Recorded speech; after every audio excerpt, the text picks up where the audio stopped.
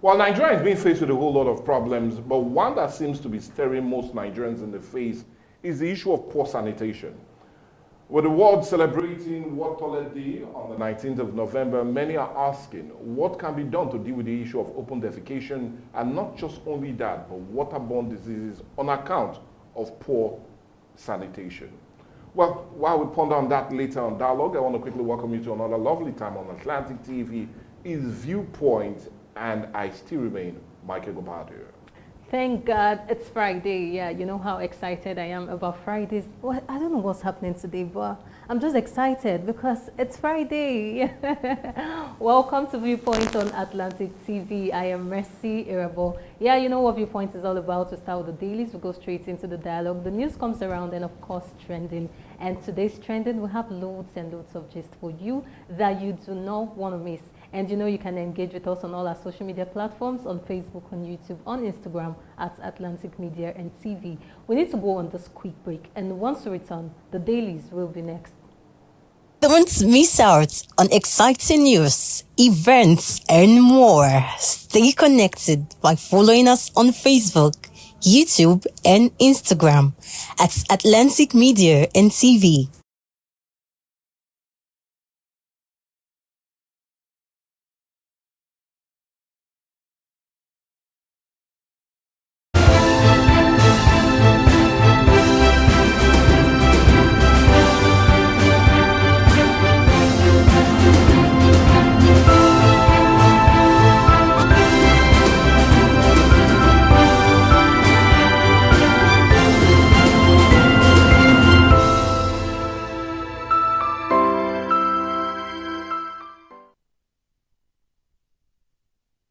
Well, the dailies is what we always enjoy starting first right here on Viewpoint. And for review today, we have 7 papers. We have The Nation, the Nigerian Tribune, These Days. Well, definitely you do know we have Daily Trust, The Guardian, The Vanguard, and Punch. But you do know I always love to start with the Punch. Let's see what we have as a major leading one on the front page of the Punch this morning. And on the Punch this morning, the leading story reads, Southeast leaders rally for political solution. And we're talking about a life jail term for Nnamdi Kanu.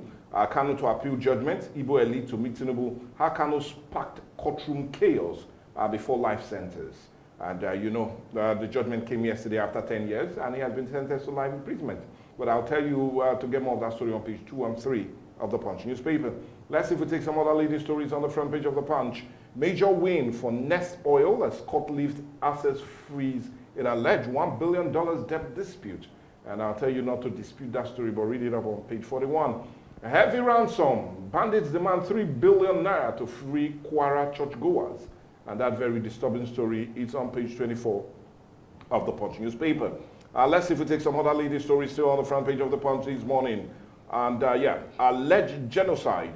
U.S. Congress split over Nigerians' CPC designation. It's a major one on page 2. Obafemi Awolowo's grandson, Shegun, dies at 62. Well, anyway, that very sad story on page 24. Our heart goes to the family. But let's see if we take some other leading stories still on the front page of the Punch this morning.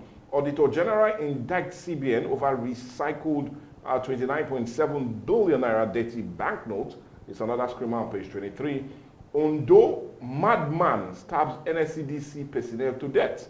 Now you do know you'll be careful when dealing with such persons. And well, anyway, that disturbing story is on page 4. Tinubu governors celebrate Jonathan at 68. It's a major kicker on page 8. And on page 6, and funny enough, the picture of the day, Lagos raised 244.8 billion naira bond to fund infrastructure. And you can see Babajide Sanwo-Olu, the governor of Lagos State, a bit elated, especially as that money is being raised. But anyway, that's the much you can take from the Punch. Let's check out for stories making it to the headlines of the Guardian newspaper. On the Guardian this morning, the lead story, U.S. lawmakers question Nigerians' will capacity to curb violence. And that major story is on page 6 of the Guardian newspaper. Major win for Nest Oil as court lifts asset freeze in alleged $1 billion debt disputes. Revokes alleged indefinite marital orders, restores control of assets to Nest Oil, receiver manager to withdraw immediately from continued occupation of premises, affirms statutory power of chief judge to assign cases. More of that story is on page 28 of the Guardian newspaper. I think that's all we have on the Guardian this morning. Let's take a look at the picture of the day. Yeah, the picture of the day is a congratulatory message from the Tansita Security Services Nigeria Limited to the National Security Advisor, Nuhu Ribadu, on his 64th birthday anniversary. Here in Atlantic Studio, we are saying happy birthday to NSA Nuhu Ribadu on your 64th birthday. That's all we're taking this morning on the Guardian newspaper. Well, this day will be the next paper for us to really look at, actually extra all the papers this morning. And on this day, well, a lady won just like many. Nnamdi Kanu terrorism trial ends after 10 years. Bag's life imprisonment verdict. The riders to follow to be held in protective custody. Baribe, his life sentence, a preconceived plot against the Southeast. Army dismisses fake sit-at-home order, assures Southeast of full security. But anyway, secure more of that story up on page 9 of this day newspaper. Let's see if we take some other leading story still on the front page of this day. Well, our smiles, a major win for Nest Oil. The Scott Leaf asset freeze an alleged $1 billion United States dollar debt dispute. And you can see the director there, Mr. Ennis, smiling and feeling a bit relieved. But anyway, let's leave that and see if we take others. U.S. Congress holds hearing on insecurity, seek ways to help Nigeria, or rather, help Nigeria help itself. And you can get more of that story up on page 9. Let's see if we have other stories. If we do, well, anyway, we seem not to have, but only that of the picture of the day. As the signing of about $20 million commercial seed production that took place in Kaduna. You can see the governor of Kaduna State, Senator Uba Sani, all smiles. Well, anyway, that's much you can take from this day newspaper. Let's check out for stories making it to the headlines of the Nigerian Tribune. On the Nigerian Tribune this morning, the lead story, Nnamdi Kanu to appeal as court jails him for life. That's a major story on page 3 of the Nigerian Tribune. U.S. Congress holds public hearing on Nigeria as a country of particular concern. That's a major one on page 12 of the Nigerian Tribune. Grandson of Obafemi Awolowo, Olusegun Awolowo, is dead. That's a very sad story on the front page of the Nigerian Tribune. Yeah, let's see if we have some more major stories still at the front page of the Nigerian Tribune. WAEC shifts full CBT exam to 2027, rewards 18-year-old Osun State students who emerged the West African Senior Certificate Examination best overall nationwide. That story is on page 4 of the Nigerian Tribune. Kwara Church, kidnappers demand 100 million naira ransom on each victim. Government orders school closure in 5 local government areas. A very disturbing story on page 22 of the Nigerian Tribune. Let's see what we have as the picture of the day. Yeah, still talking about the Lagos allocation of 245 billion bond for a critical infrastructure. And all of this played out yesterday at the Federal Palace Hotel, Victoria Island on Thursday. We can see the Lagos State Governor, Babajide Sanwo-Olu, and the Commissioner for Finance, Mr. Oluyomi Abayomi. So they took all of that signing yesterday in Lagos. Well, that's all we'll be taking this morning on the Nigerian Tribune. Well, Daily Trust will be the next paper for us to look at. And on Daily Trust, just like many others, Kanu gets life imprisonment after 10-year trial. It's a kicker right there, or a screamer. And you can read up of that story up on page 3 and 4 of the Daily Trust. Well, Trust to have more stories. Despite capacity of 13,625 megawatts, only 3,781 megawatts of electricity get to consumers. And you ask yourself why. Yet we don't have light. Page 21 has more of that school story.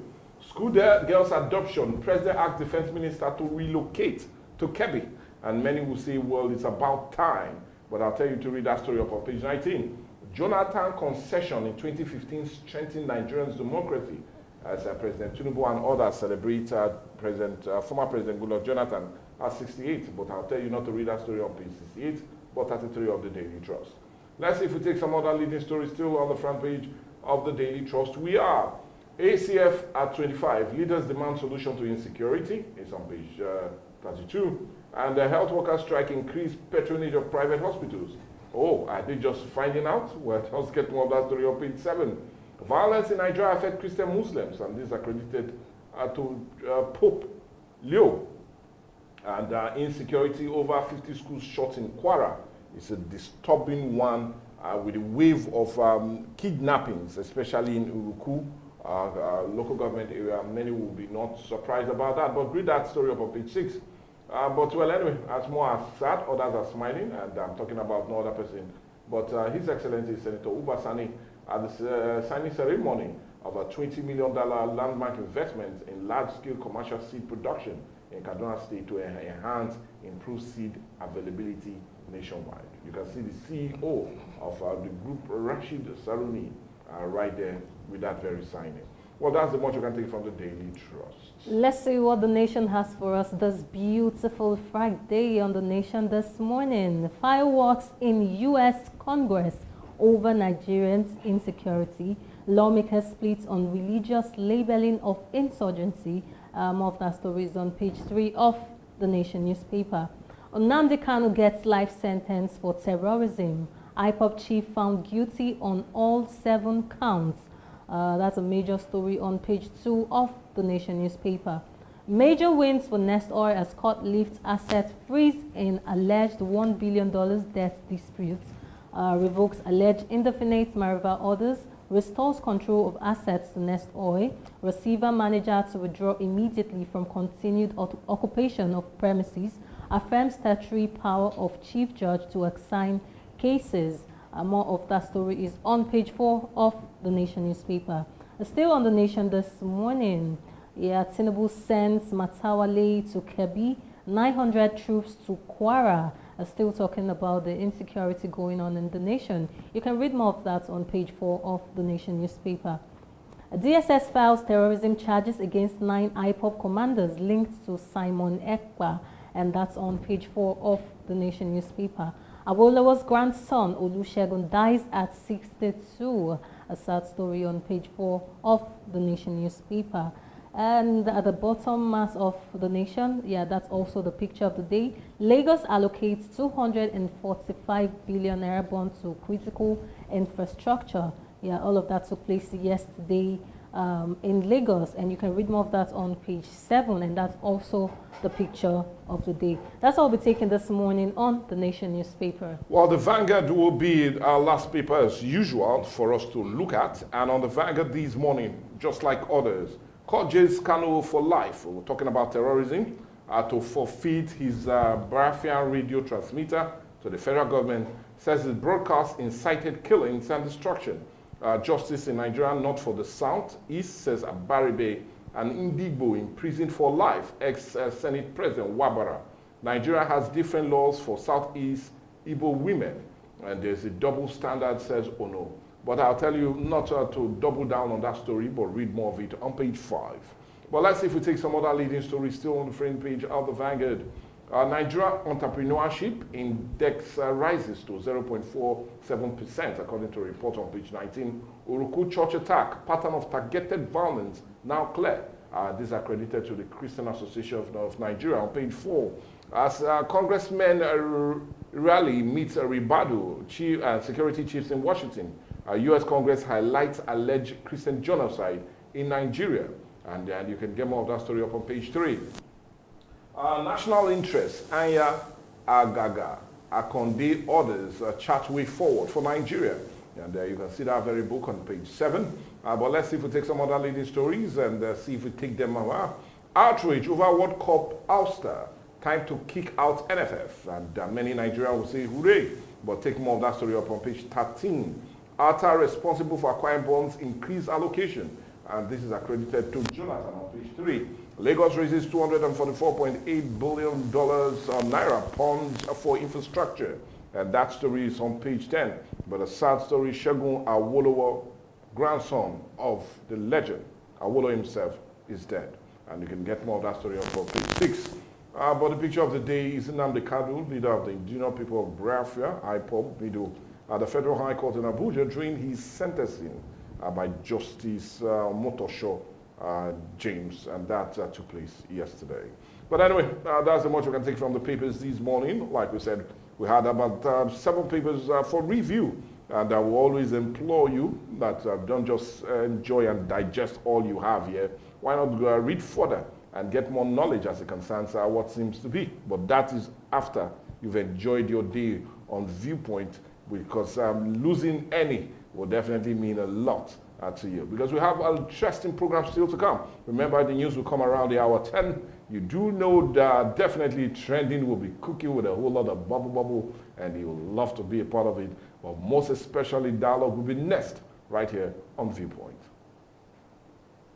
When the lights go out, who do you call? Ticado! Ticado Energy Solutions Limited, your plug for electrical power, surveillance system, and entertainment.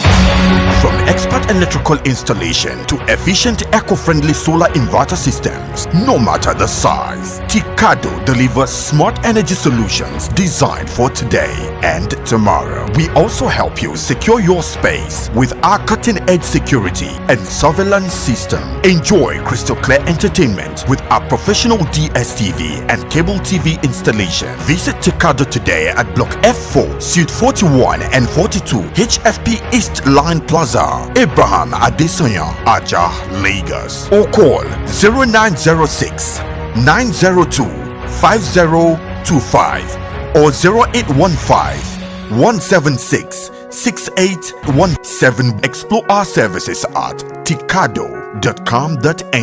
Ticado Energy Solutions Limited. Power, protection, peace.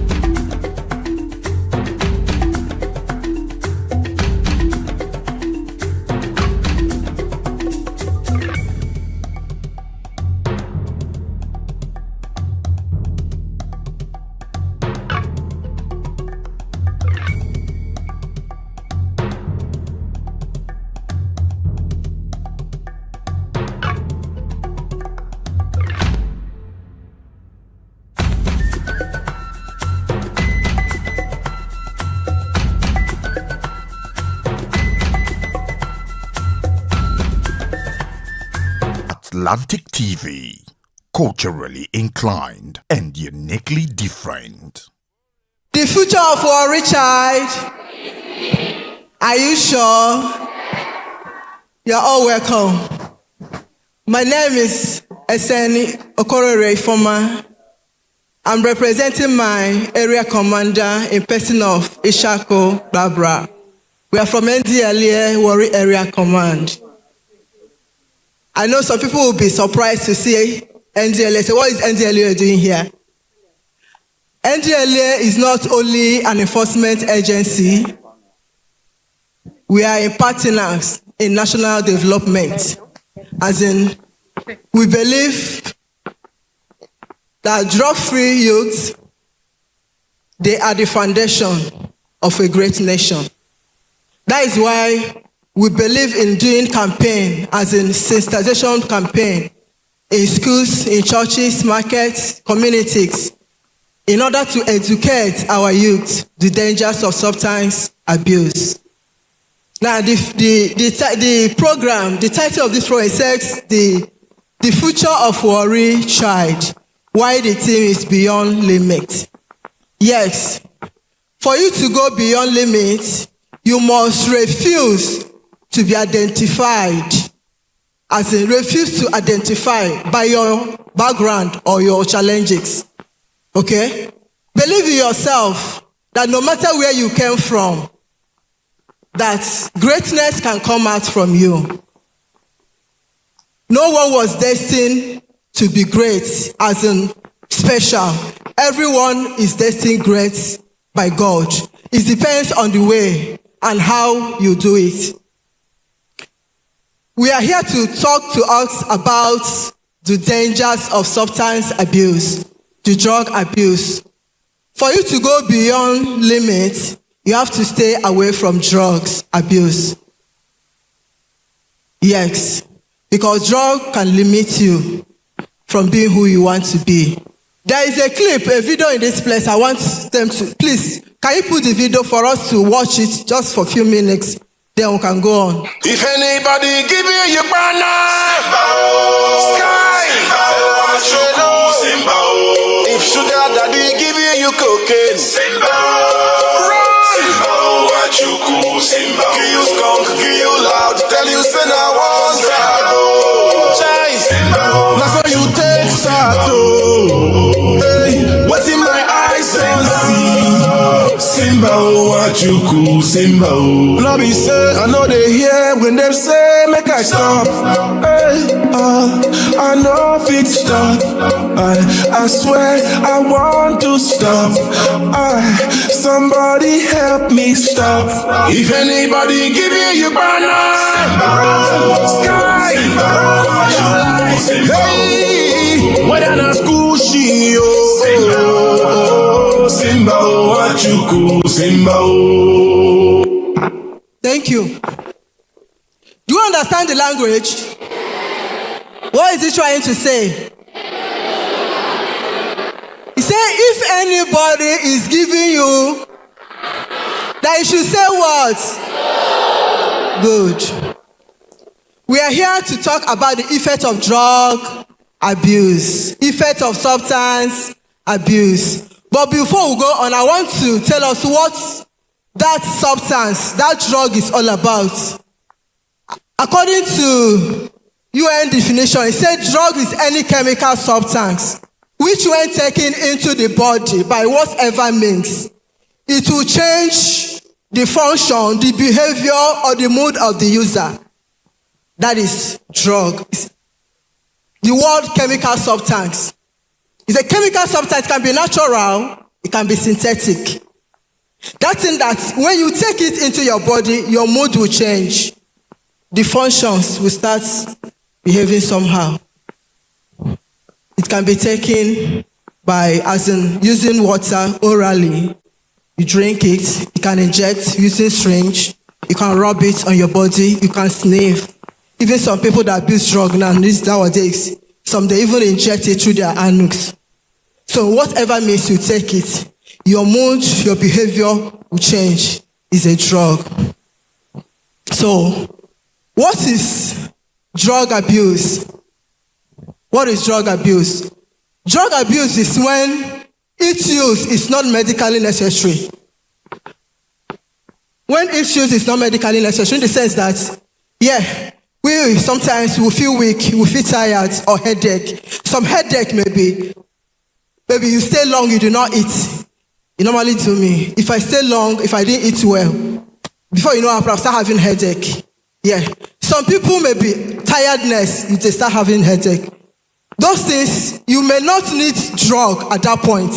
What you may need at rest, you that is hungry, you eat and rest. you get your body. But some people, when they feel that, because someone somewhere feel the same, and he went to the doctor or pharmacy, they prescribe a particular drug for the person, you will take it.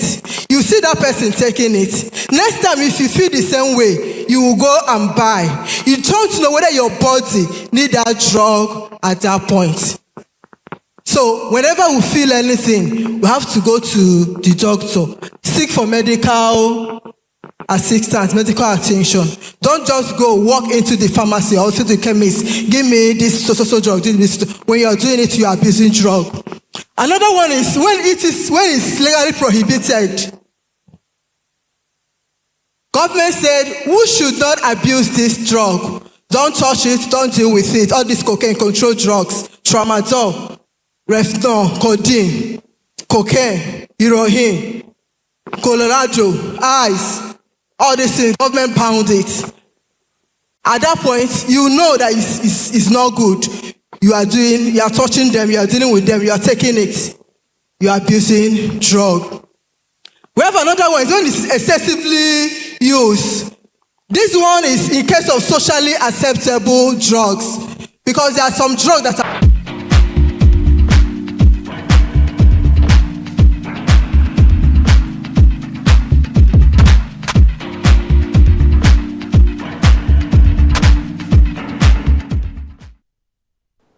Every 19th day of November, every year, the world marks World Toilet Day.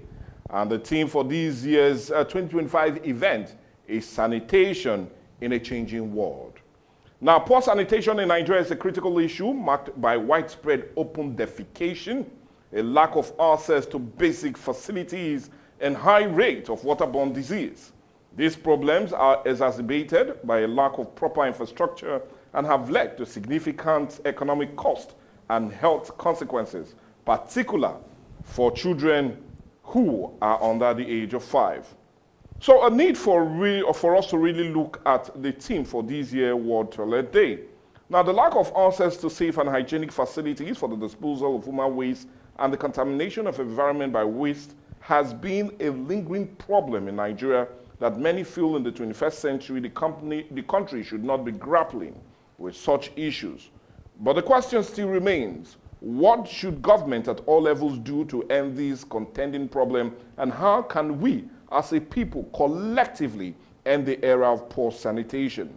Well, these and more as it concerns sanitation and a look at diseases associated with the problem of poor hygiene and sanitation is what this edition of Dialogue is all about. And we're talking about poor sanitation and our collective goal to ending it. That's what we're having as a major discourse today on the show. We're talking about poor sanitation and our collective goal in ending it, as we indeed mark the World Toilet Day that was held just a day before yesterday. But anyway, we're right here in the studio to talk about this, and we're now being joined all the way from Port Harcourt by no other person but Dr. Fineface. Do not mean Fineface. You do know he's the Executive Director, Youth and Environmental Advocacy Center, and River State Coordinator of Sustainable Goals, Development Goals. Good morning and welcome to the show, Dr. Fineface. Do not mean Fineface. Thank you, Michael, and nice to be part of the program this morning. Well, anyway, we're always excited when you tend to join us on this issue, but it's not an exciting thing to talk about looking at the problem and the contending issue that seems to be. Now, how much of a problem is open defecation and a lack of toilet facilities in the country, in your own assessment? Yeah, Mike, I think it's a serious problem from every ramification, from the perspective of the individual that gets his or herself involved in open defecation, to the immediate environment, and then to the city. Now, let's start from someone who practices open defecation. It's a kind of affects the dignity of the human person. When you have to walk from the main road, you step into the bush and you remove your clothes and defecate in a dirty environment and a place that is not good for a human to defecate.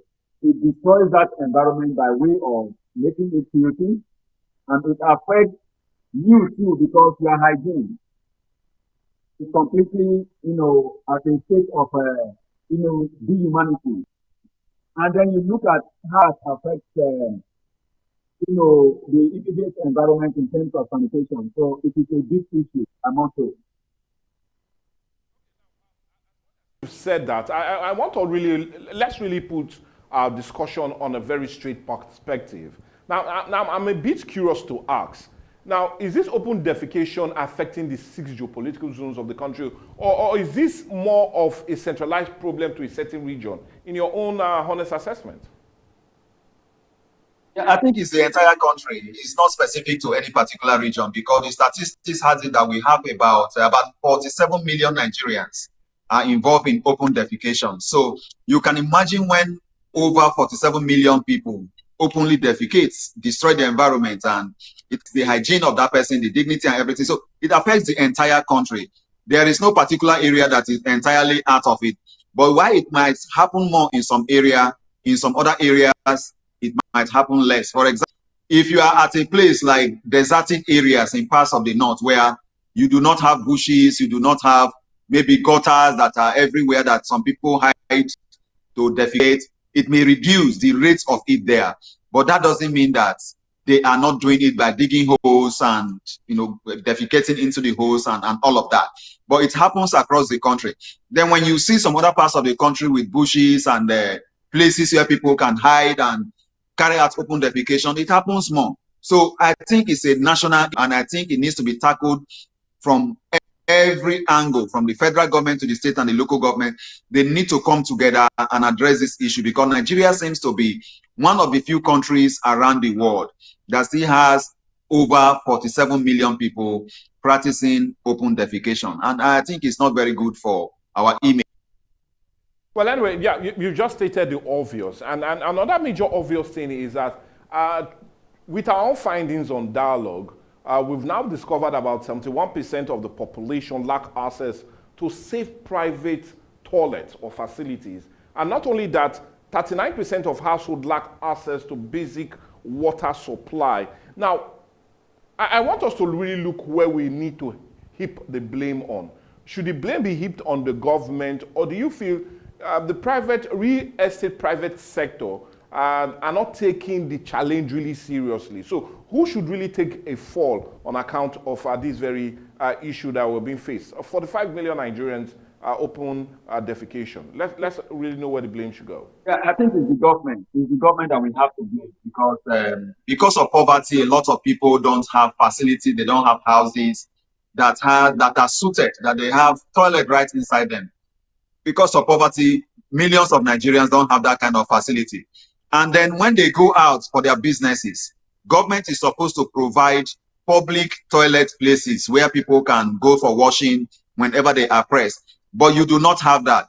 That is why if you even look around the various flyovers across in those areas, you see feces everywhere because there is no public toilet. You see urine everywhere because there is no public urinary. And those things affect the environment. So I think it is the government that we have to blame. Now, people in the private sector, those who are developing real estate, they are trying their best by ensuring that the estate that are being developed, the facilities, the housing there, they have toilets, in them. And in their own way, they are trying. But I think they blame the government who have failed to provide facilities, even in places where they do not exist. In many communities that do have toilet facilities, government is supposed to build one or two or multiple for them so that they won't practice open defecation. But government is not doing all of these things, and people within the riverine communities, coastal areas, and littoral communities, they defecate into the water body, and sometimes they bathe in the same water. Sometimes they use the same water to wash. Sometimes they even drink the same water, and some other times they fish in that water, pig periwinkle and other things in that water. And that is not the best way to go. Whatever it is that we feed the fishes and aquatic lives are already provided by nature in that water. So we do not need feces. We don't need open defecation in the water to be able to grow the fishes. So government should provide these facilities in places where they are needed. And I think the local government authorities and the councils are those who are even constitutionally mandated to to handle the issue of sanitation, because providing toilet facilities has something to do with sanitation, hygiene, water, sanitation, and hygiene. So it's important for the local government area to step into these areas and provide some of these facilities. If they can even come up with a blueprint on how to provide facilities for people that don't have, that are carrying out an open defecation, I tell you, we the NGOs, local and international donors, we support them.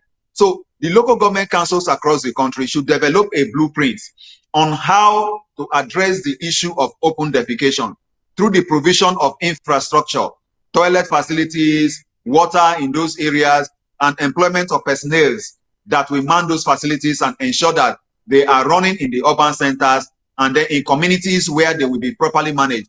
Now we also have solar everywhere that they can use to power the boreholes that are provided there. So let the 774 local government areas in Nigeria develop a blueprint on how to fight and combat open defecation, so that by the year 2026, when we shall be celebrating and talking about the 2026 World Toilet Day, to discuss the issue of open defecation, we should have reduced this number from 45 million, 47 million to at least 30 million. And by the time we continue to practice that till 2031, I tell you, our figure will drop. So let all the council areas come up with a blueprint on how to address this issue. And I tell you, there will be partners that will support them locally and internationally, and we can be able to mitigate the impacts of open defecation on our people, on our society, and on our environment, so that our rating of being one of the countries in the world with the millions of people, highest number of people practicing open defecation, can drastically reduce. Nice to have you give us that insight and what you feel the government needs to do. But we do know that it is not in government business to do business. And what I really mean is, let's look at other developed climes. And one place I also want us to critically look at is Lagos, for example, where we have private-run toilet facilities. Should that not be the way to go? Should we not have the government set up that framework, that roadmap, that policy for them, and have private persons come into play? We see many people make money out of waste, human waste also. So should that not be the way to go? Because we do know how it seems to be slow and ineffective when government seems to handle all of this. So should the private sector not take the ball? Should they not take the leading role in ensuring that we have these toilet facilities to end the issue of open defecation and make it more of a business rather than a problem? Exactly, I think they can do so. Private sectors can come in full, and what they need to do through their proposal, partner with government, and the government may do in the instance is to see how they can subsidize what they are doing, do a counterpart funding, and also put in place laws and rules that support what they are doing, so that they can have some tax exemptions in order to develop facilities that address, open defecation. If they are able to do this, I believe that it will be something that will be properly addressed. Then government should also put in place measures that will support the private interventions through, putting in place some task force that will support them in enforcing, sanitation rules in such a way that those who do not utilize those facilities that have been set up but choose to practice open defecation are arrested and prosecuted. And when that happens to one or two persons, people will begin to queue on the line, use the facilities that are provided, and then they are able to stimulate that sector to grow. Now, all of these issues are also associated with general sanitation issues. So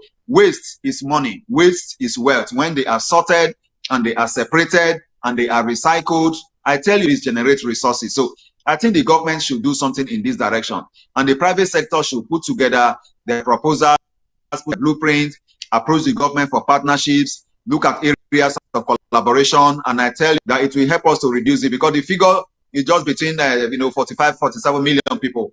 If we tackle this head on, have a 5-year development plan to address the issue of open defecation in Nigeria, I tell you that it is going to reduce drastically within the next few years, and it will be something that everybody will be proud of. So funds and money is going to be made from this process. So while the private sectors are developing their own facilities, government should also put in place their own facility. All it requires is a few toilet rooms, especially in public places where they do not have them. Private sectors can do this, government can do this. Then we use, solar powered to power those areas. Then we employ a few people. We don't need to talk about the number of tissues that will be used in those places. Today we have pumps that you will install to every WC. And I tell you, you don't need to spend money on tissue. So the cost effectiveness and maintenance of this facility is very efficient, very cheap, and affordable. And I think it is something that they can do. But the point here remains for the private sector that if they sink their money into that direction, and government is not giving them the enabling environment or the enforcement of rules to utilize such facilities where they are found, the money they have invested into that process cannot be recouped. And I tell you, if that is not done, it will be difficult for the private sector to put their money there, because some of the funds that members of the sector are using, they are loans from banks, facilities that they source for. And it's important for them to recoup this money, be able to recoup this money over time when they have invested it into ventures and investments of this nature. So they need government to address this issue of open defecation to private sector in Nigeria.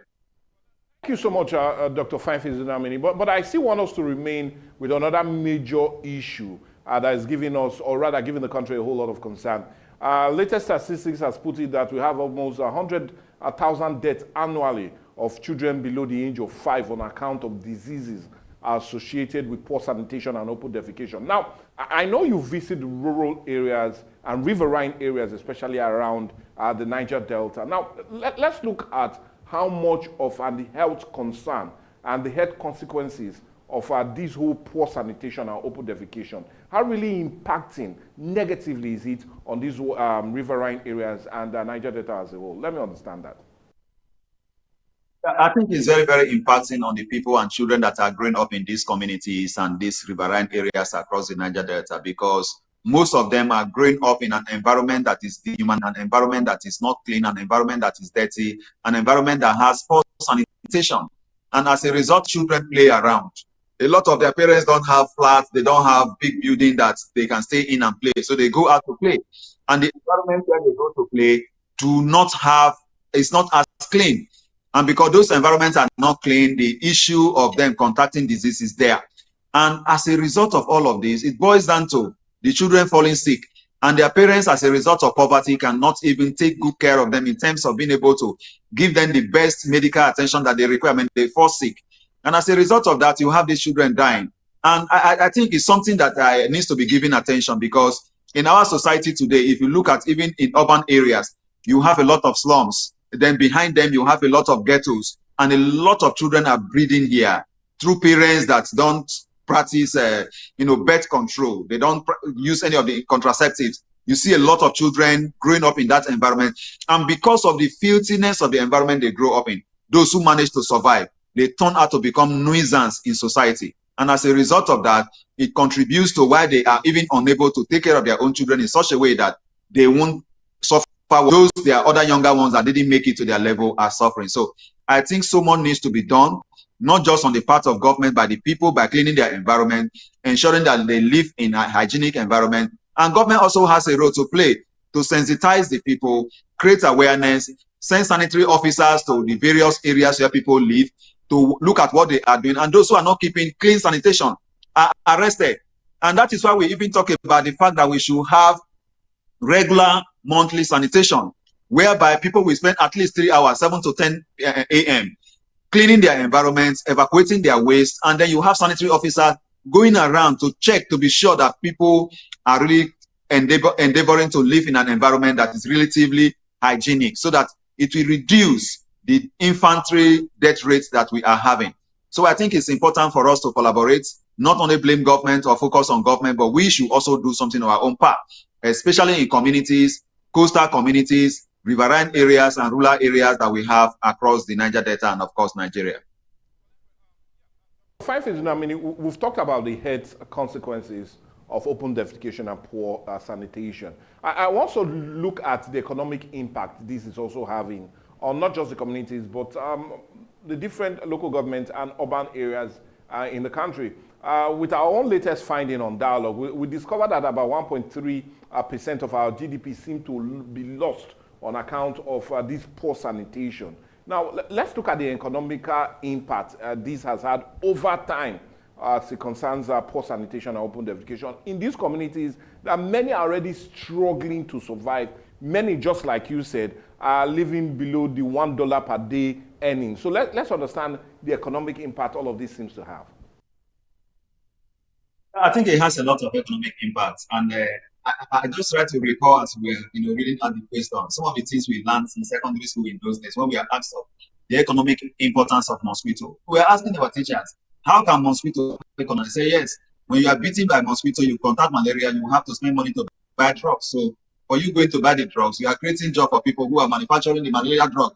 And all of that has implication on everything we do. So when we do not keep our environment clean, we suffer some health consequences that contributes to people queuing up at the chemist and pharmacy to buy drugs, and those whose drugs cannot be potent enough to take care of them, they go to hospital. When the environment is dirty, it contributes to the poor health of especially the children and the elderly ones amongst us, whose immune system are still poor and are not very strong for the children. So it has a lot of economic implication when our environment is not clean, when sanitation is poor, because it doesn't assist. Now, if we are also able to keep proper sanitation, I tell you, the waste generated from the sanitation process. Also, today we have a lot of companies, especially in the Lagos area, where this has developed very well. You have a lot of companies that rely on, waste that are generated homes to make recycling. A lot of these things can be done. But then I think that the health implication of living in a poor environment is more than the wealth that this environment or waste are generating for us, because a lot of people are dying before you know. Many of them don't have money for medical attention, medical care, and all of that. So it is important for us to try to do all we can to mitigate the impact of these environmental issues, because it has a lot of economic consequences on us. When you are sick, it's just like when you are hungry. No matter how you do not have money, when you are sick, you must look for money to buy drugs and try to take treatment, even though the treatment you take is not up to the standard you are supposed to take as a human because of your financial status. But you must look for a way to buy drugs and treat yourself. And the same thing like when we are hungry. So it is important for us to try as much as possible. I know we have a situation whereby we try to push the environment pushes us. But the key thing here remains that we must try our own best as humans, greatest animal within the environment, to keep it clean, maintain it so that it doesn't affect us much. If you check among the poor populations and people that live in a more dirty environment, they fall sick often than those who live in cleaner environment. Their lives also as long as those who live in clean environment. So health is indeed wealth, and we can to ensure that we don't give opportunity to filthy environments, dirty environments, to give something to kind of make us to fall sick and create some more economic opportunities for those who are waiting for us to fall sick as a result of dirty environment to make their own ends. Dr. Fineface, I'm also a bit curious to ask. Now, if you go to a more developed clime, we're talking about the Western world, even some part of Asia and Europe, you always signify cleanness, orderliness to their way of life. But when you now come down to Africa, Nigeria, and some sub-Saharan countries, you are being faced with filth and a whole lot of poor sanitation issues. So I'm now being forced to ask, do you feel it's just the way we are, that we do not hold high premium to quality environment, clean environment, and a more sane and conducive place? So let's try to understand. I don't want to look as if I'm stereotyping Africans itself, but is it just in our mindset that we do not appreciate being a bit clean and having proper sanitation? I'm just curious to ask. Yeah, I think we do appreciate being clean, but then the culture of cleanliness have not really been properly instilled in the people. You see, the African society, like we normally say, underwent, overdevelopment. Like Hamza Alabi, a writer, will say that the writing about the overdevelopment of Africa, because due to the coming in of the European, leaders during the colonial rule, they imposed some developments here. So the society didn't really grow from a way of, coming from a primitive society to where we are today. But then a lot of things are being borrowed from the Western world, including the culture they instilled here during the colonial rule. So when you go out there to other countries, you see development that have spread. I know they have spent years developing themselves to the extent and the level they are today. And Nigeria is younger. If we have to take from the time of independence, we are talking about 65 years today. But then we still have a lot of time to go. But the people that are living now, if they can take the environmental issues, sanitation issues, and cleanliness seriously, I tell you, we will instill it to generations that are coming up, and they will begin to carry it on from there. Because when you go to other climes, you will see that people are clean. You don't just see people drink sachet water, eat banana when they are driving on the road and they throw it on the road. But here in Nigeria, you see that a lot. The people eat and throw things from their vehicle. You don't see that in other parts of the country, parts of the world. But in some other parts of the world as well, periodically on the streets, you see waste bins that they set out there where you can park your car, drop your waste, and continue your driving. All of these are there. But here we don't have it. But in some cities where development have really, taking roots, like Abuja, like Asaba, like parts of Port Harcourt, Cross River, and Akwa Ibom, when you get into a city and the people are clean, you will see it, and you see it in that way. And one thing we must also understand is that if you get into a city and the city from a glance, it is not different from what is happening in the houses of people who are living in that city. It won't be different, because what you are seeing out there is a kind of open part of what is happening in their houses. So it is important for everybody to live a clean life, because cleanness is very good. It helps to improve our health, makes us to look healthier, and extends our lifespan. But I think that the people here also need some form of sensitization, especially from the part of government, and just like what we are doing now, through your station that has given this opportunity for us to talk to the people. So I think so much needs to be done for us to keep our environment clean. And people should not wait on the government to flog and push them all the time, like it was being done in the days of Buhari administrative leader. We have war against indiscipline. We shouldn't be at that point of trying to let the government push us left and right before we do things within our environment to keep ourselves clean, because it is for our own health for us to be clean. They should remember that when your environment is not clean, those who are selling drugs are waiting for you to come and buy. Even those who are embalming people in the mortuary are waiting for you to die and come because of that environment. But we must try as much as we can as a people to clean our environment, live in a healthy environment without having to wait for people to push us to do that, because health is wealth and it's for our own good, living in a clean environment devoid of fields. We do know that this year our theme holiday is sanitation in a changing world. Now, I'm also now being a bit curious to ask you, let's look at some major collaboration, especially with the European Union or other Western agency to help us deal with this. How really impactful, and are they really helping out much to deal with the issue of poor sanitation and also the resultant effect and consequences of all of it? I think it's very fundamental. This year's theme, sanitation in the changing world, and we will always need the toilet. It's very fundamental, because if you look at how things are going and the way we have our society and the changing world that we have found ourselves today, I think we need to really look at this theme and use it to address our issues. A lot of people just feel like when this theme is put out there by the United Nations and the various agencies working to address some of these issues, that is just for celebration, just for talking and all of that. And it means that they are using the opportunity to create awareness, sensitize the people, and let you to understand what is going on around you, around the theme that they have put out.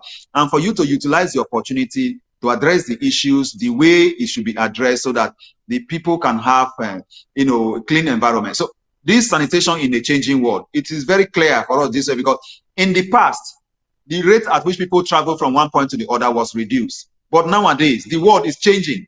If you get to your community or any community today, about 30–40% of members of the community live outside the community. So we are in a changing world. People from outside also come into the community. We are in a changing world.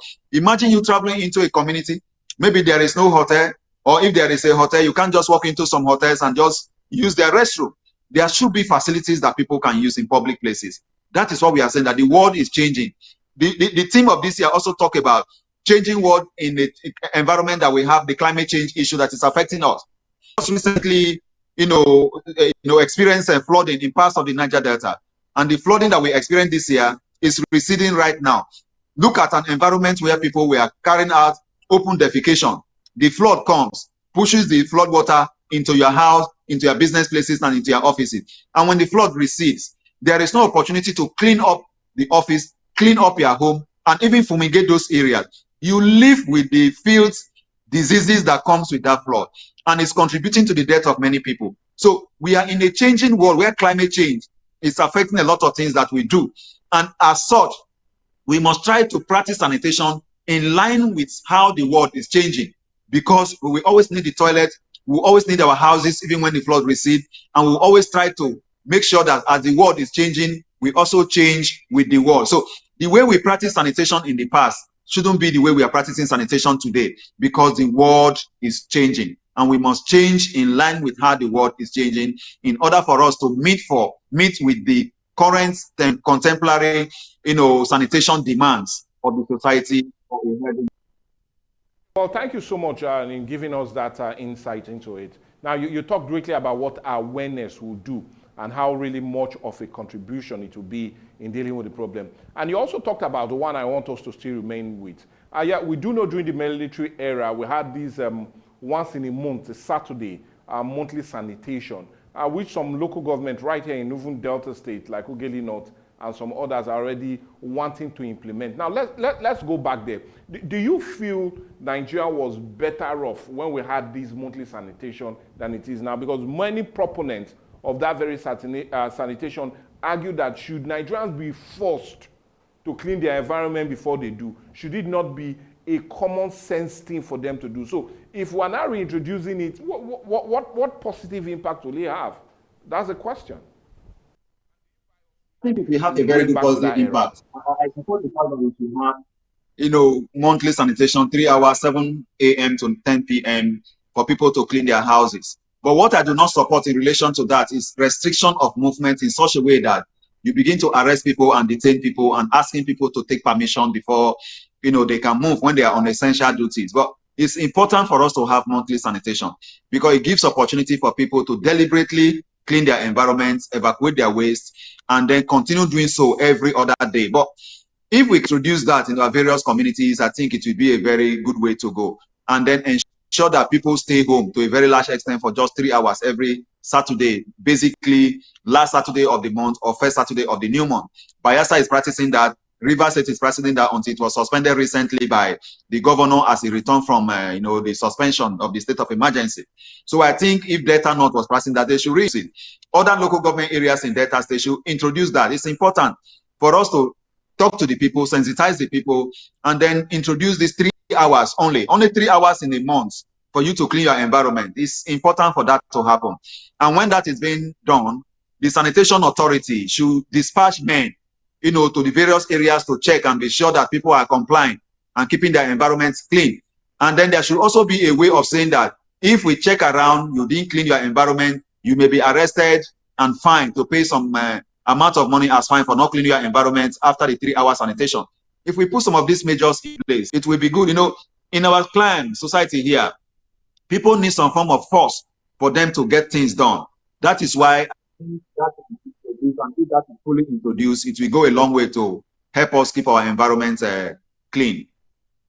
Dr. Fineface Dunamini, time is not a friend, but I still have just like 2 quick questions to quickly ask you. I know how busy you are and how much you've obliged us this lovely discussion. Now, let's come to the issue of private partnership as it concerns the evacuation of waste. You agree with me that sometimes even the deseating of gutters and also even getting all of these packaged and being put somewhere, we rarely find government officials coming to help evacuate them, which has always been a major problem that follows us, especially during the dry season into the rainy season, when we have most of these drainages being deseated and packed away, but having them now return back to the gutter on account of lack of strong will from the government. But my next question is, how much of an impact will it be if we have private sector coming in and dealing with the job? Because if you look at most developed climes, it is private driven. So should that not be the way to go to help us deal with the issue of public waste and human waste? That should be the way to go, because the private sector, they are said to be organized sector, where people are deliberate about what they do, where they take whatever they are doing seriously, and they ensure that they manage whatever waste or businesses that they are doing effectively and efficiently, because they know that their resources have been invested in it. But I think that they need to partner with government, and government needs to partner with them. It's government that will invite them and bring them in here. But the kind of politics that they play in Nigeria is so dead and so, elementary, to the extent that you see private sector coming into the area. Instead of the government to support and encourage them to do what they are doing, government will frustrate either by this or releasing some thugs on the streets to confiscate their vehicles and make them not to meet up with their obligation through what they are doing. So I think that government needs to collaborate with the private sector, bring them in, ensure that they are partnering together. The evacuation has always been the responsibility of government through their waste management agencies. But then if you see the kind of vehicles the companies are using to carry out the waste, those are waste themselves. And they break down on the streets, distort the environment that they are supposed to clean and all of that. So I think government should do more by partnering with these people and ensuring that so much is being done. The over-centralization of waste disposal and management in a state is also affecting this system. Remember, local government areas and state government, if you want to develop it like building a house, they collect sanitation fee from you with a view that as you are building that house, you are going to generate some waste and they are supposed to come and evacuate the waste, but use them after they collect the money. What if contract waste disposal to private contractors? Ask them to say, okay, if someone is developing property somewhere, allowed to take a certain amount of money from them. And at the end of the construction, they will heap their waste. You go there and evacuate the waste to keep the environment clean. It's very key for that to happen. And when people deseat their gutters, after deseating the gutter, the rain falls, washes it back in there, it is not evacuated. So I know community people and people that live within an area, they have been carrying out some self-help projects, but there are areas that government must need to come in to address the issue of waste evacuation and proper disposal. Because a situation whereby they even evacuate waste from a particular area, misdispose the waste and contaminating other areas that they are taking it to, is not also advisable. So government needs to come up with a blueprint on all of these issues and then be able to manage their waste in such a way that it will help to keep the cities clean and its citizens to be healthy. It's important for a state in Nigeria to lead this process of developing a blueprint on waste management, disposal, sorting, recycling, and all of that. It will help to not only keep the city clean, but it will create jobs for the people and opportunities for other people that are also involved in that practice. So private sector involvement is fundamental. My last question now, yes, this year is another year for us to celebrate our World Toilet Day. But next year again, we'll still come out and reel out the statistics, and many will say, are we moving ahead or retrograding and going backward? So my final question is, what do you feel we need to do as a people, number one? And number two, do you see a positive change in the coming years ahead as it concerns poor sanitation, open defecation? Do you feel that there are already blueprints being put on ground, roadmap being made by this government to make us go to a level that will not be talking about this in the 21st century? I think it's unfortunate that I've not heard of any government really putting in place a blueprint to handle the issue of sanitation and open defecation in our country. The government that we have in Nigeria, they are just in a hurry to, make money through federal allocation and then share money every 30 days, but they are not thinking to put their ideas together. Even when you try to guide them and say ideas to them on what to do, a lot of them are not ready to do it, because if you try to say ideas to them, they either attack you as a member of opposition party coming to destroy their government or that. So I think the governments at various levels in Nigeria should come together, put together a team that will help them put some of these things together. If we are able to have, a blueprint on sanitation, open defecation, management of our waste in the country, other states will put it by adopting it, and before you know, we can implement this and reduce the way we talk about this in the 21st century, because it is shameful that in the 21st century, we are talking about over 45 million Nigerians using open defecation. I think it is embarrassing, but I don't know whether the government, they have shame, but if they do not have shame, I think they should begin to have shame that people can hear that over 45 million of their own citizens are using open defecation and defecating openly. It's unheard of. Even when you go to some advanced countries, you hardly see the physiques of a dog or a cat or a cattle or cow anywhere. You see that everywhere is clean because they have taken it upon themselves to develop the way they should manage their waste defecation, and everything is going the way it should go. I'm not saying they are perfect 100%, but at least they are at a level that we can emulate from them, put a blueprint for our country, and be able to manage waste, open defecation for our city, our country, to not be talking about this again in the years to come, because it is embarrassing for us to be talking about this. And most time the countries are putting together their report, they point at Nigeria and other third world countries. I think it's not a very good record for us, and we should not continue on that trajectory. Talking about continuing, I doubt if we can continue with this discussion because of time.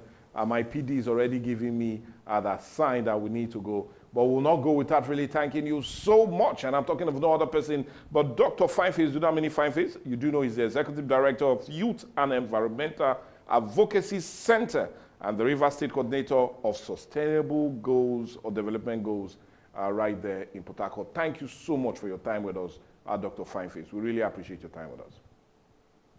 Thank you, Michael, for having me. Thank you to the audience. Well, anyway, it's more like a wrap today on the show. And indeed, we're talking about poor sanitation and the issue of open defecation with about 45 million Nigerians being, or rather using that means of defecation. Is quite embarrassing, just like our guest said, that at this time, 21st century, we're still talking about things that other countries would just want to say, oh no, does that still really do happen? Well, it does. But what's happening also, you do know you can send your comment, contribution, and also reaction as it concerns what we've discussed. Remember to always follow us on our different social media platforms, like and share. And I would like to share your thoughts as it concerns all we are doing here. Are you enjoying it? What we need to do to make it even better? All of that, we really love to get your reactions as it concerns that. But you do know, like I said, Viewpoint still is on every weekday, Monday to Friday. And you do know that every time we always enjoy putting you glue to this lovely station. But what we need to do now is go on a break, and the news will come around the hour as much as trending will follow after. All right, my name is Desoka, the comedy catalyst of one of Nigerian comedy. All right, guys, back again. Yes, boss. My name is Osh, baby. Yemi Alade. Yeah, what up, people? It's your boy Victor AD. Girl Ninyola. My name is my wife, Ninja Celebrity type man. My papa say, who won't carry cow, waka go, waka follow the cow. I know the life for you. I see you know you're watching the Atlantic TV. Keep watching Atlantic TV. Atlantic TV. Keep watching Atlantic TV. Keep watching Atlantic TV. Keep watching Atlantic TV. Atlantic TV. Informative, educative, interesting, entertaining. Worldwide, international. Don't go anywhere, I'll catch you. Don't touch that die. Atlantic TV. Boom. Atlantic TV. We wanna party. Atlantic TV. Culturally inclined and uniquely different.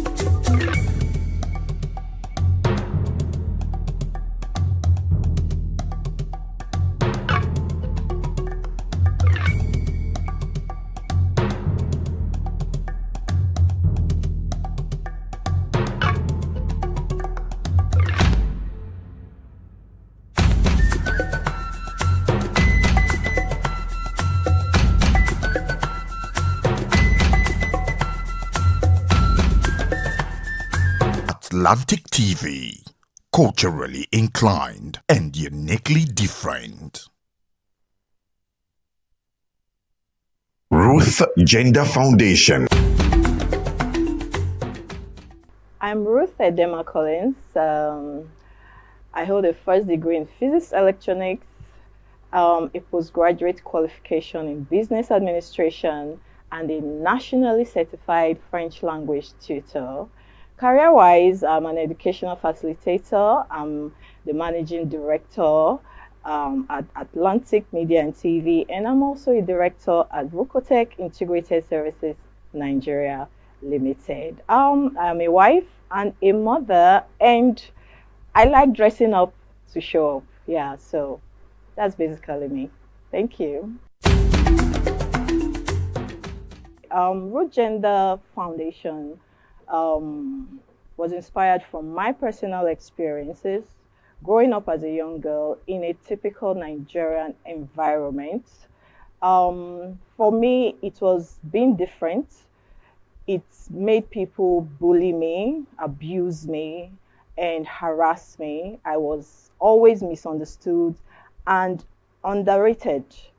Root Gender is a foundation that is dedicated to building confidence in the Nigerian girl child through educational and inspirational programs, like supporting programs that promote girl child education. We also organize physical exercises for our young girls for the overall well-being of their mental and physical states, and also for the acquisition of self-defense skills.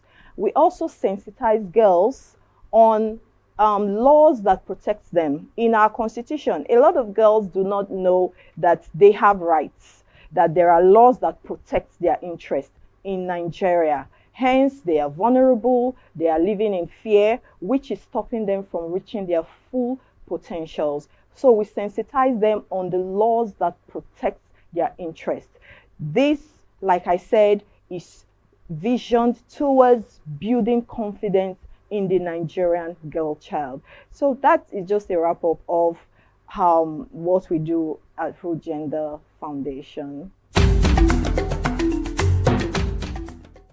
I would say I resonate with the struggles and the challenges of the girl child, particularly the Warri girl child. I happen to grow up in the heart of Warri.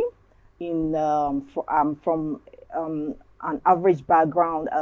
My family is an average one, but I experienced a lot. Like I said, I was bullied, I was overlooked, I was harassed for being a different child, for daring to be different, and nobody was taking note and tapping into my potentials.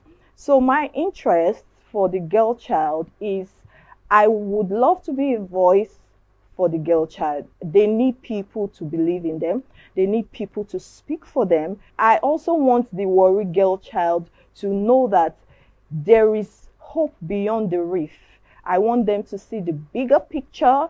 I want them to know that they can compete on global platforms. They can compete on international platforms, and they can do very well. We have the likes of Ada Gold, or Maumi, and the rest of them. They are all competing very well on international platforms, and I know that you too can do that, and I want you to know that is why we are here. Root Gender Foundation is here to make you understand that you can actually be what you want to be.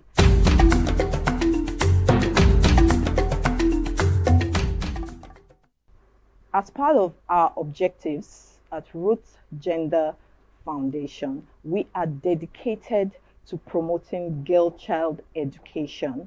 Like I said, I represent the brand Warri Girl Child. I represent the brand the African Girl Child, because I have gone through the struggles from there to here. So giving 2 million to the best female participants is just a way to share them on. It's just a way to make them know that we believe in you. I believe in you. You can look up to us. we are sharing you on. It is not about the money.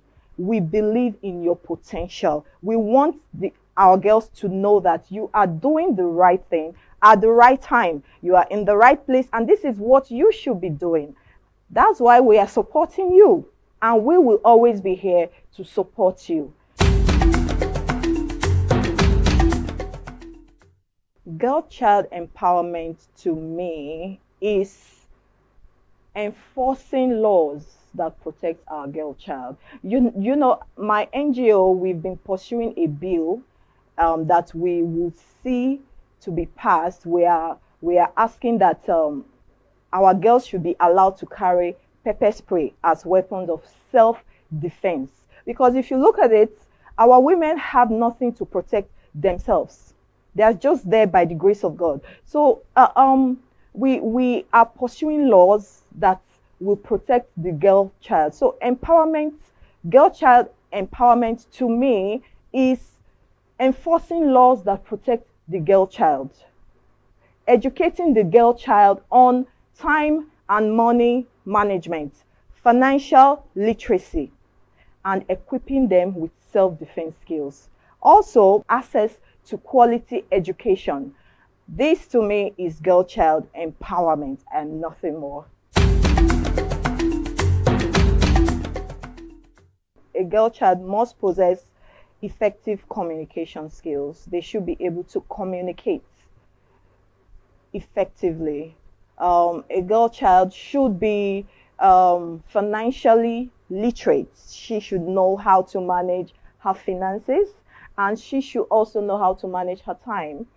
Yes. Also, most importantly, another skill is self-awareness. It's important for our girls to know who they are, to believe in themselves. That's the vision of our NGO, building confident girls that can achieve their full potentials in Nigeria. That is our NGO's vision. So yeah, those are some of the skills I believe that the girl child should possess.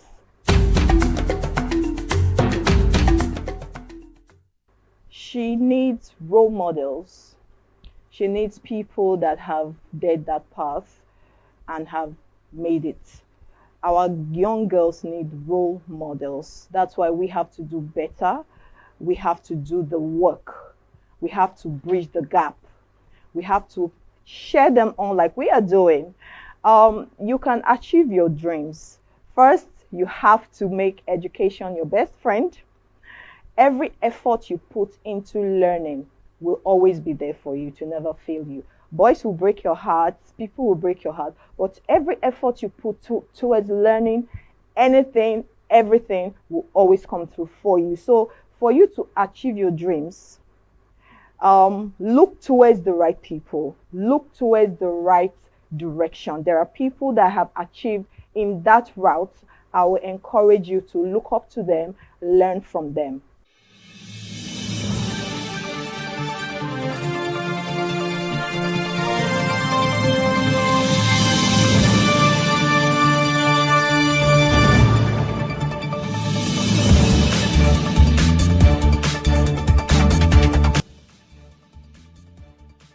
And welcome to our daily news roundup on Atlantic TV.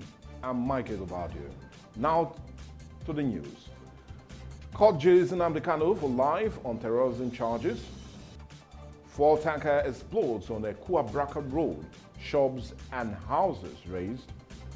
Rep launcher fresh probe into troubled power sector.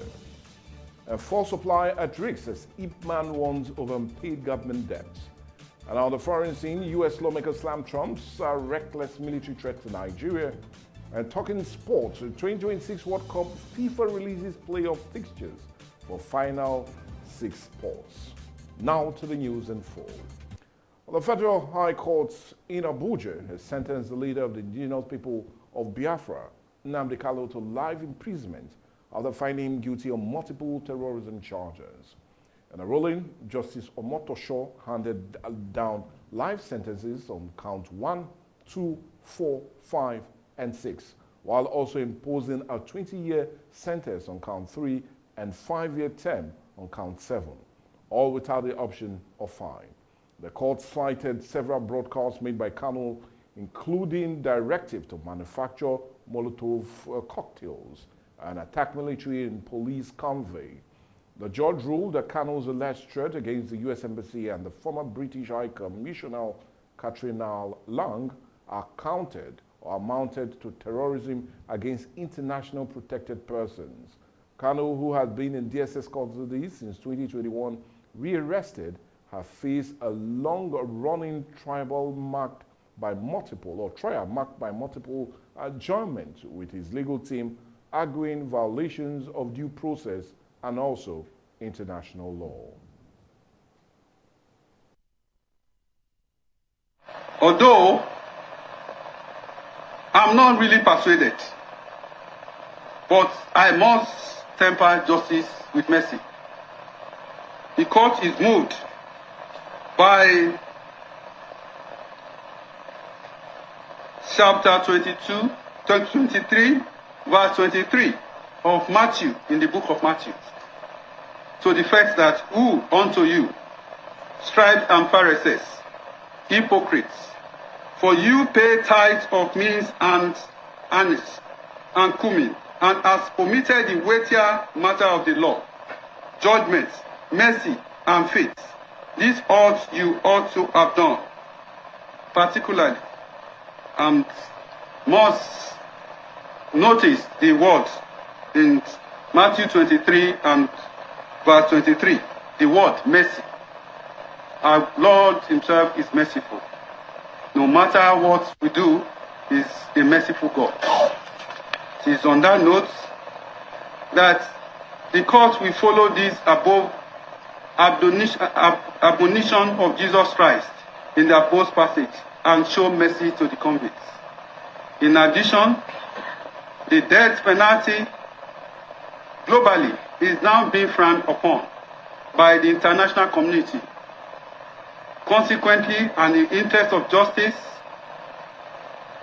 I hereby sentence the convicts to life imprisonment for the said counts 1, 4, 5, and 6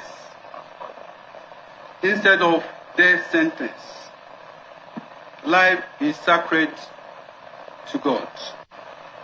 With respect to count 3, he is hereby sentenced to 20 years imprisonment without no option or fine.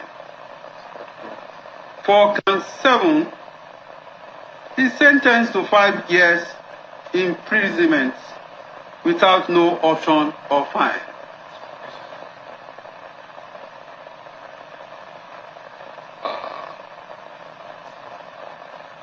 To extend the mercy, I hereby order that the sentence shall run concurrently. And due to the nature of the offenses that borders on terrorism and the attitude, violent nature of the defendants, that I have taken judicial notice. The last adjourned date, he was so unruly and expressed violence, even was about to beat the security officers there. The judgment on Thursday, Justice James Omotosho said Kanu's actions and threat extended beyond Nigeria, describing him as an international terrorist for allegedly targeting foreign diplomats and urging violent attacks on security personnel. 16 prospective corps members heading to the NYSC orientation camp in Gombe State have been confirmed dead after a fatal road accident, including an 18-seater bus. Eyewitness described the scene as catastrophic, with emergency responders rushing to evacuate bodies and move the injured to the nearest hospital. Federal Road Safety Corps officials have launched an investigation to determine the cause of the crash, even as the NYSC management has yet to issue an official statement. Families of the victims are said to be in distress, and authorities are appealing for calm as more details emerge. The tragic incident has once again raised concerns about the safety of young Nigerians traveling long distance for national service. The victims, all graduates of Adeyemi Federal University of Education in Ondo State, were traveling for the commencement of their national service when the crash occurred. 2 survivors are currently in critical condition. There was panic in the Eku community. Ethiop is a local government area of Delta State as a fuel tanker overturned and burst into flames along the Eku-Abraka Road on Tuesday morning. Eyewitness said the tanker, laden with petrol, skipped off the road and fell, triggering an explosion that sent thick black smoke into the sky. Emergency respondents and local volunteers battled to put out the fire as traders in the nearby Eku market rushed to salvage their goods. Authorities are yet to confirm the number of affected structures or possible casualties, but security operatives have cordoned off the area to prevent further damage. Officials of the fire service and disaster management agencies are aware on the scene, with investigations ongoing to determine the cause of the accident. The incident occurred near the Igene street just before the Eku market, where several houses and shops were engulfed by the raging fire as residents fled for safety. Away from that sad news, the House of Representatives has opened a new investigation into Nigeria's power sector reforms. Our Speaker, Tajuddin Abbas, says the Parliament is determined to fix the country's long-standing electricity crisis. The Speaker said that the 10th House has set up an ad hoc committee to examine every factor slowing progress in the sector. He questioned whether the reform have met the objective, whether they are implemented with integrity, and whether they delivered improvement promised since the Electricity Power Sector Reform Act of 2005. The investigation will review privatization exercise from 2007 to 2024, the performance of generation, transmission, and distribution companies, as well as impact of federal interventions and World Bank supported programs. Now, Chairman of the panel, Ibrahim Aliyu, said the audit would cover spending, policies, implementation, and systemic failures, noting that the reality on the ground contradicts the intentions behind the reforms. The probe comes as millions of Nigerians still rely on generator due to persistent blackout, a wide gap between installed capacity and actual supply, and the continued strain